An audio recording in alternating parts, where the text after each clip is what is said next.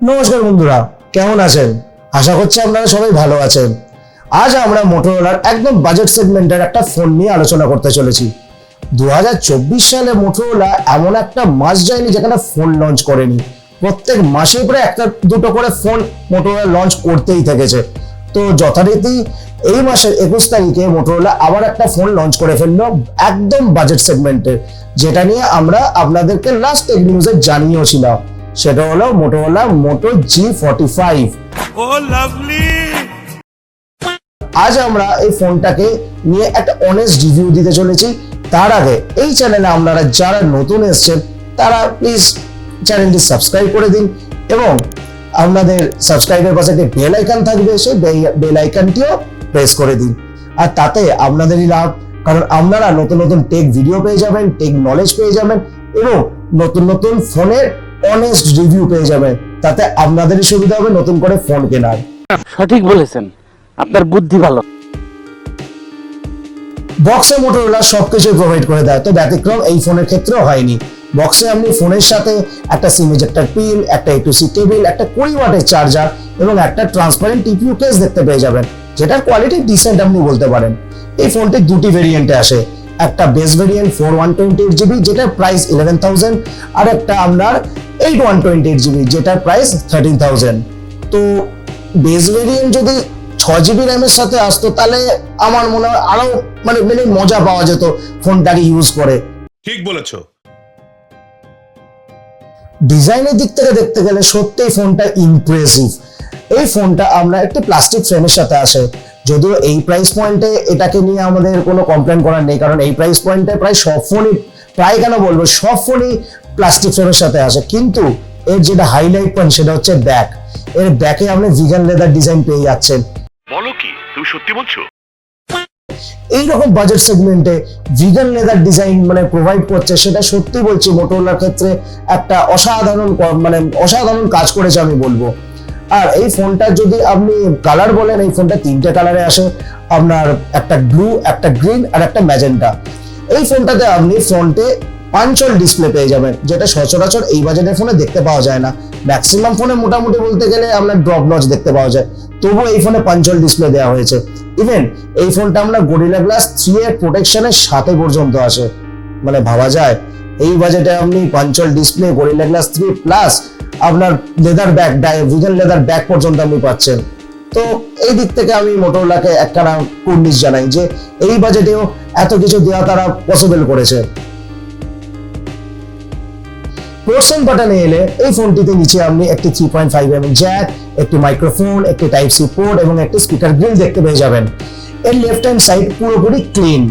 এর right hand সাইডে আপনি একটি ভলিউম রকার এবং একটি পাওয়ার অন অফ বাটন দেখতে পেয়ে যাবেন, এবং পাওয়ার অন অফ বাটনটি আপনার ফিঙ্গারপ্রিন্ট সেন্সরের কাজ করে।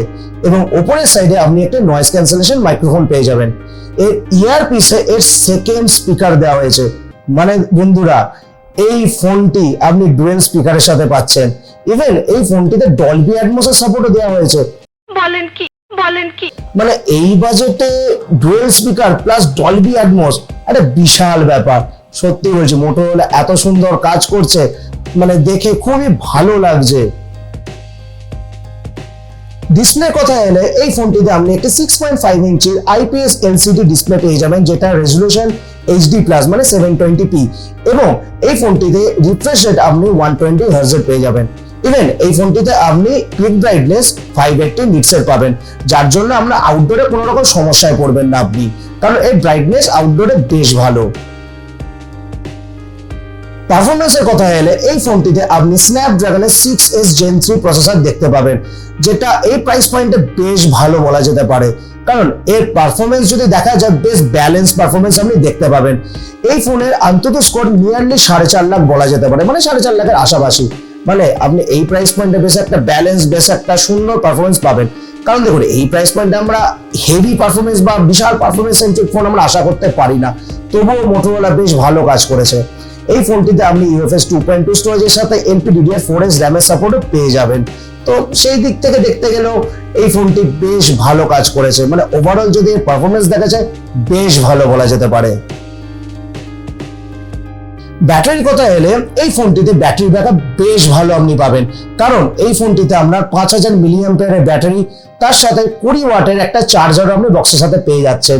ইভেন এই ফোনটাতে HD+ ডিসপ্লে হওয়ার দরুন আপনার ব্যাটারি ব্যাকআপ খুবই ভালো আপনাকে দেবে, মানে সারাদিন তো বটে, আপনার 1.5 দিনের ওপর পর্যন্ত আপনার ব্যাটারি ব্যাকআপ দিয়ে দেবে।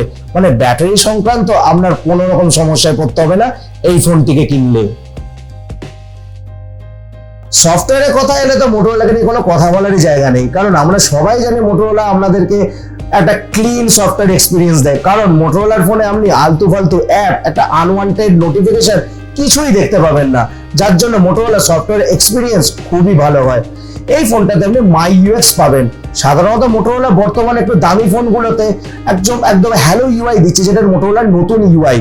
তো এই ফোনটাতে আপনি মাই ইউএক্স পেলেও আপনাকে কোনো সমস্যায় পড়তে হবে না, কারণ যথেষ্ট পরিমাণে কাস্টমাইজেশন আপনি এই ফোনটার সাথে পেয়ে যাবেন। আপনার মোটর জেস্টার থেকে শুরু করে সবকিছু পাবেন। ইভেন এই ফোনটার যে হায়ার ভেরিয়েন্ট রয়েছে সেটাতে আপনি স্মার্ট কানেক্টর অপশনও পেয়ে যাবেন, যেটা নর্মালি H সিরিজে আগে আসতো, এখন G সিরিজেও দিচ্ছিল, পর এখন তো মানে বাজেট সেগমেন্টও দিচ্ছে। এই ফোনটি আপনার Android 14 এর সাথে আসছে এবং 1 বছরের মেজর ওএস আপডেট এবং 3 বছরের সিকিউরিটি ব্যাচ আপডেট এই ফোনটাকে আপনাকে প্রোভাইড করছে। কানেক্টিভিটির দিক থেকে দেখতে গেলে মোটরোলা কিন্তু প্রতিটা ফোনেতে খুবই ভালো কানেক্টিভিটি দেয়। তো কানেক্টিভিটির দিক থেকে যথারীতি ব্যতিক্রম এই ফোনে হয়নি। এই ফোনটাতে আপনি 13টা 5G ব্যান্ড পেয়ে যাবেন, ব্লুটুথ 5.1 পেয়ে যাবেন, ওয়াইফাই 5 পেয়ে যাবেন। ইভেন এর ওয়াইফাই কিন্তু ডুয়াল ব্যান্ড ওয়াইফাই। আপনি এই ফোনটাতে VoNR এর সাপোর্টও পেয়ে যাবেন এবং ক্যারিয়ার অ্যাগ্রিগেশনেরও সাপোর্ট আপনি পেয়ে যাবেন। ইভেন এই ফোনটা ওয়াইড ব্যান্ড L1ও সাপোর্ট করে, মানে আপনার 720p ডিসপ্লে হওয়ার পরেও OTT প্ল্যাটফর্মে আপনি 1080p তে স্ট্রিম করতে পারবেন। এটা একটা বিশাল ভালো জিনিস কিন্তু মোটরোলা প্রোভাইড করেছে এই ফোনটাতে। ক্যামেরার কথা বলতে গেলে তো একটা কথা না বলে পারা যায় না, মোটরোলা লাস্ট 1 বছর ধরে সত্যি প্রচুর খেটেছে ক্যামেরা সেকশনের উপর। তার ফলাফল আমরা রিসেন্ট লঞ্চ হওয়া ফোনগুলোতে কিন্তু দেখতে পাচ্ছি। ইভেন এই ফোনটা তো সেটা ব্যতিক্রম কিন্তু হয়নি, এই ফোনটারও ক্যামেরা কোয়ালিটি মানে প্রাইস হিসাবে কিন্তু বেশ ভালো।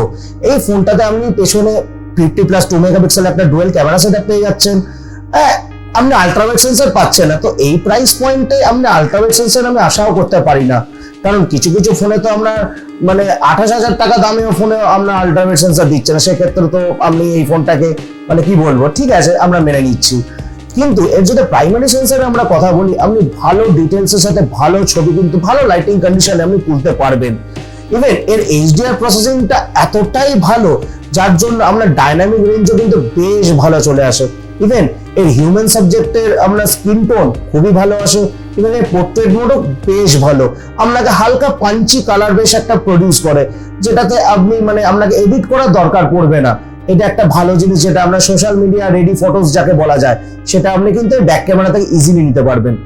এর ফ্রন্ট ক্যামেরার কথা যদি বলি, মানে কি বলবো, এই ফ্রন্ট ক্যামেরাতে আপনাকে 16 মেগাপিক্সেলের একটা সেলফি সেন্সর দিয়েছে।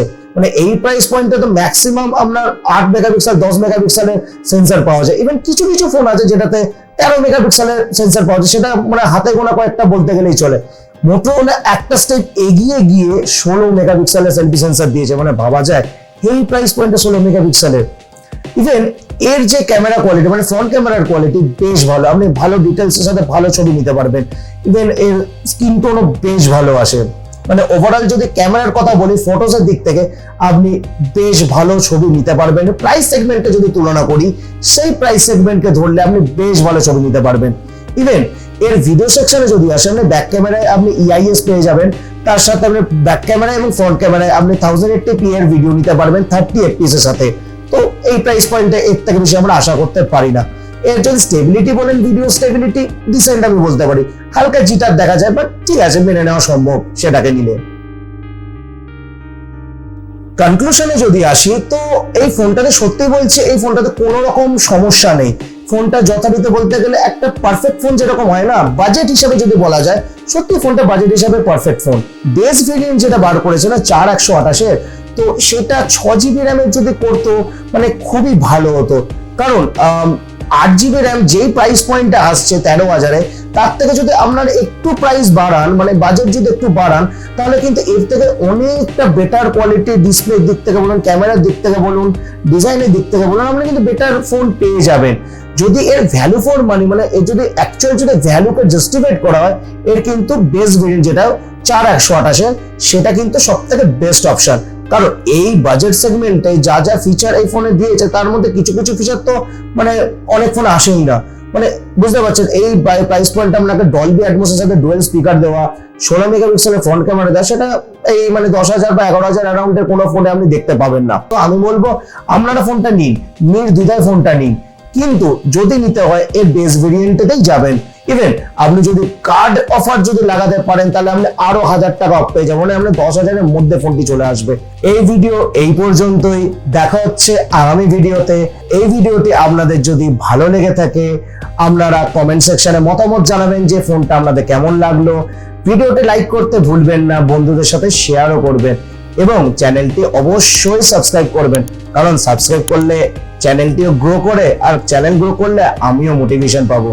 তো ততক্ষণ পর্যন্ত স্টে সেফ, কিপ স্মাইলিং, জয় হিন্দ।